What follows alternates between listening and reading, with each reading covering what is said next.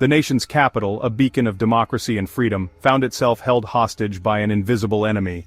An enemy that moved silently, striking without warning, and leaving a trail of fear in its wake. October 2002. The crisp autumn air, usually alive with the bustle of a new season, turned heavy with fear. The vibrant colors of fall seemed muted, overshadowed by the dread that hung in the air.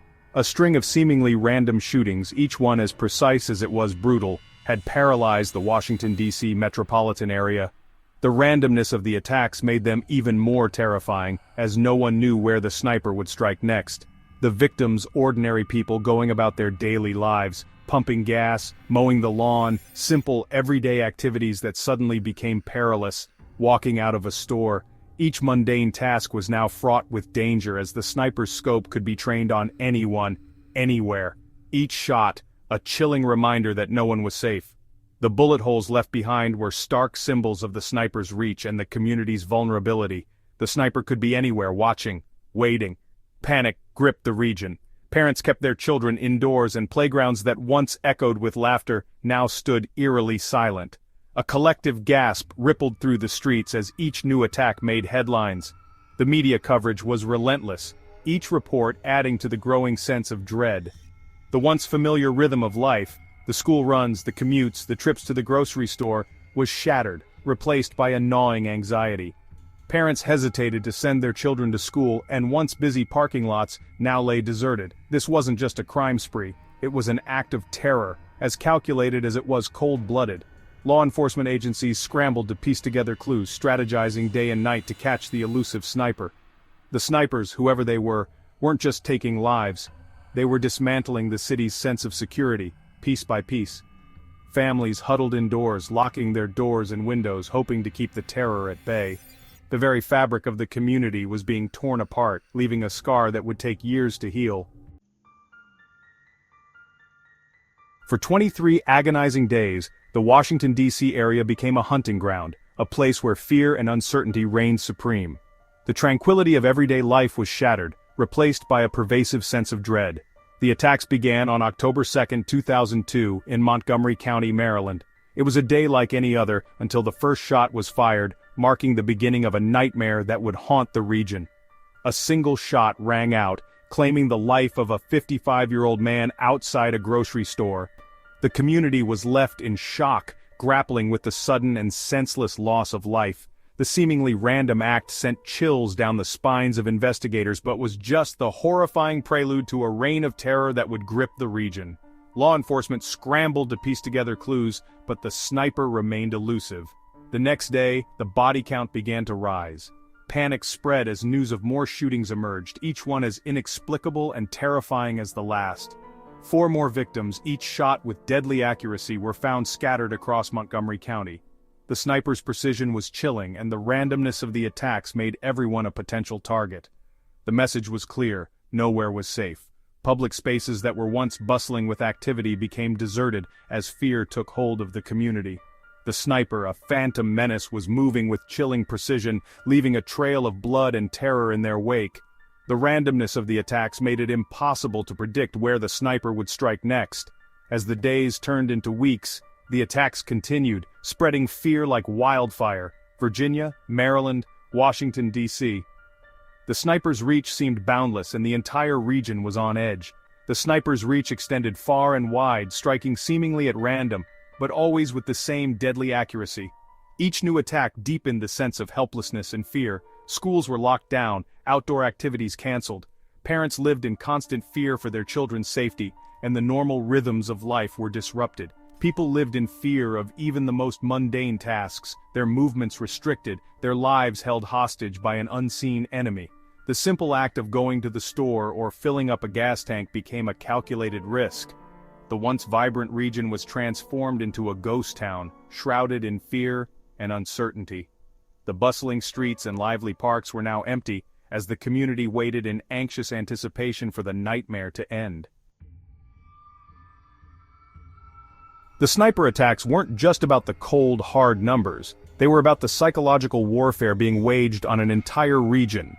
Each shot fired was a message, a chilling reminder that no one was safe, that the next victim could be anyone, anywhere. With each passing day, the tension ratcheted higher, fueled by a chilling realization. This wasn't just about who was next. It was about the agonizing wait, the constant looking over your shoulder. The fear seeped into daily routines, altering the very fabric of life in the affected areas. The randomness of the attacks only amplified the terror. There was no rhyme or reason, no specific target profile. It was as if the sniper was playing a cruel game, picking victims at random to maximize the fear and uncertainty. There was no pattern, no apparent motive, no way to predict where the next shot would come from. This unpredictability made it nearly impossible for law enforcement to devise a strategy, leaving them always one step behind. A trip to the gas station, a walk in the park, even a moment standing by the window, these everyday activities became fraught with danger, a terrifying gamble with fate. The sniper had turned the mundane into a minefield, where any moment could be your last. Law enforcement, working tirelessly to track down the phantom sniper, found themselves in a high-stakes game of cat and mouse. Every resource was mobilized, every lead pursued, but the sniper remained elusive, a ghost in the shadows. Every lead seemed to evaporate into thin air, every potential break leading to a dead end. The frustration was palpable, the sense of urgency growing with each passing day as the body count rose.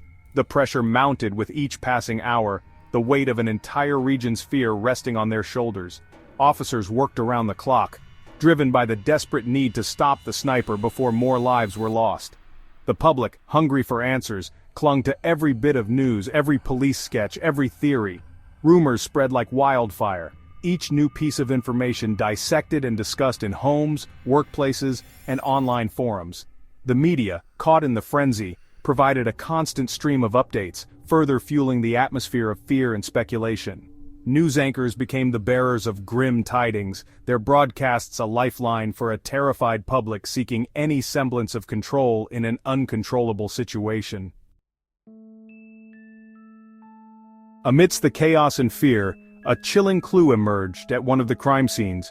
A tarot card, the death card, lay near the body of a victim. On the back, a handwritten message, "Call me God." The discovery sent shivers down the spines of investigators. This wasn't just a random act of violence, it was a message, a taunt, a chilling glimpse into the mind of a killer who seemed to revel in the terror they were inflicting. The tarot card, with its macabre symbolism, became a symbol of the case itself, a grim reminder of the dark forces at play. It fueled public speculation, inspiring countless theories and interpretations. Was this a message of power, of nihilism, of a twisted desire for recognition? The message "Call me God" sent a clear message. The sniper saw themselves as an arbiter of life and death, playing a twisted game with the lives of innocent people. It was a claim of power, a declaration of intent, and a terrifying escalation in the sniper's reign of terror. The snipers, hidden in the shadows, have been waiting for hours. Their patience is as sharp as their aim. Each breath is measured, every movement calculated. They know that in this game of precision, even the slightest error can mean failure. The world around them fades into a blur, leaving only the target in sharp focus. They are the unseen guardians, the silent protectors, ready to act at a moment's notice. The tension is palpable, but they remain calm, unwavering. In the end, it's not just about skill, but also about the mental fortitude to remain still, to wait for the perfect shot. As the clock ticked down, every second became crucial. The urgency in the air was palpable, a race against time like no other. Decisions had to be made swiftly, with no room for error. The stakes were higher than ever, and the pressure was immense. The moment of capture brought a mix of relief and anticipation. The trials were intense, filled with testimonies and evidence that painted a vivid picture of the events. The courtroom was a battleground of words and emotions, leading to the final sentencing. Justice, in its many forms, was sought and delivered. In the aftermath, the world was left to pick up the pieces. The impact of the events echoed far and wide, affecting countless lives. Communities came together, united by a shared experience of loss and resilience.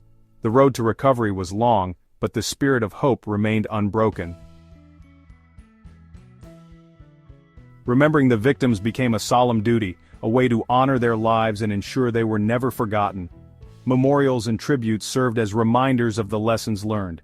It was a call to action, to prevent such tragedies in the future and to build a world rooted in understanding and compassion.